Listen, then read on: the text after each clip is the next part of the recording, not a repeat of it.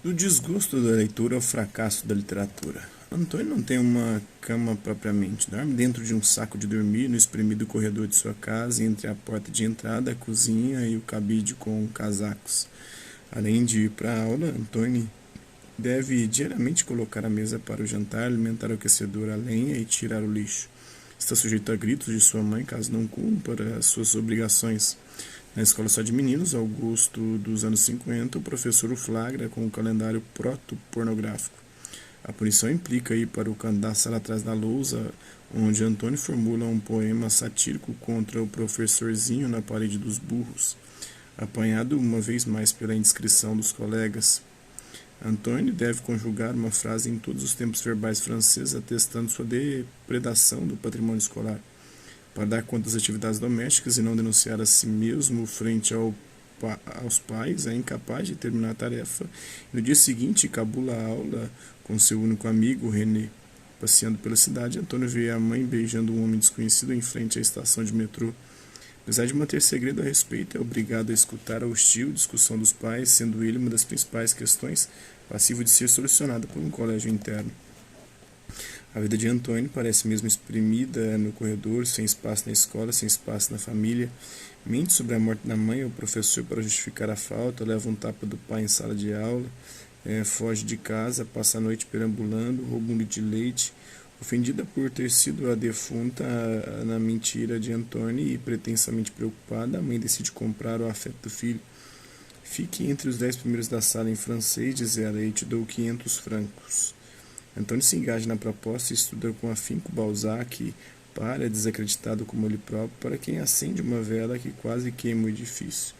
A redação é uma colagem de cenas dramáticas balzaquianas, feita com o ardor de um apaixonado que encontrou a leitura de sua vida. O professor não concorda em absoluto com sua inspiração, a que denomina plágio, e, além de zerar o texto, ridiculariza Antônio uma vez mais, que corre da escola para nunca mais voltar. Antônio é o protagonista de Os Incompreendidos, de François Truffaut, lançado em 1959, que encerra sua trajetória fílmica fugindo de um centro de correção para menores infratores para finalmente conhecer o mar. Clássico do cinema que humaniza a delinquência, Os Incompreendidos nos oferece ferramentas para refletir sobre os modos como a disciplina escolar, no sentido Foucaultiano, transforma a subversão em disciplina. Certamente compartilhamos hoje uma escola menos rígida, sem segregação de meninos e meninas, sem o canto dos burros, sem as punições físicas. Certamente a escola se transformou em muitos aspectos para melhor. O plágio, entretanto, continua sendo o calcanhar de Aquiles das avaliações.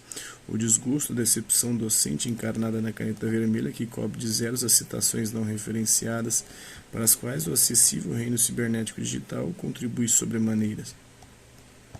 Disseminada em todas as esferas do ensino formal e informal, a cópia é antes sintoma do que patologia, exigindo refletir sobre a incapacidade para escrever, intimamente ligada à inabilidade para ler.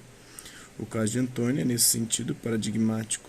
Quem percorre os acidentados trajetos da escrita sabe que a busca de um estilo é, em larga medida, a reapropriação das estratégias discursivas e vícios de linguagem daqueles textos que nos são preciosos. Tudo se passa como se nosso esforço de expressão fosse uma bricolagem inábil em render homenagem a todas as inspirações que encerra nas palavras de Judith Butler. Parece que cada texto tem mais fontes do que ele pode reconstruir em seus próprios termos. O Ctrl-C, Ctrl-V da internet, todavia, não diz respeito à imaturidade de uma busca por estilo próprio, mas à desistência pura e simples de qualquer reivindicação de direito de escrita. Cabe refletir sobre o papel da instituição escolar em solidificar a desconfiança na capacidade expressiva própria entre as pessoas que deveria, a princípio, estimular. Dito de outra maneira, como é possível que tantos estudantes prefiram optar pelo baralho viciado da cópia a se arriscar numa tentativa de formular os próprios trunfos e triunfos? A menos que nos contentemos com a resposta baseada na preguiça ou na burrice, tão ao gosto da elite brasileira, é necessário refletir com seriedade sobre essa pergunta. Então, esses são um trecho dessa obra aqui, a Sociologia em Sala de Aula, diálogo sobre o ensino e suas práticas. O Wagner Carniel e Samara Feitosa são os organizadores, né? Espero que vocês tenham gostado do vídeo. Quem curtiu, dá um like, quem não curtiu, dá um dislike. Hasta la vista, bibs. Até a próxima.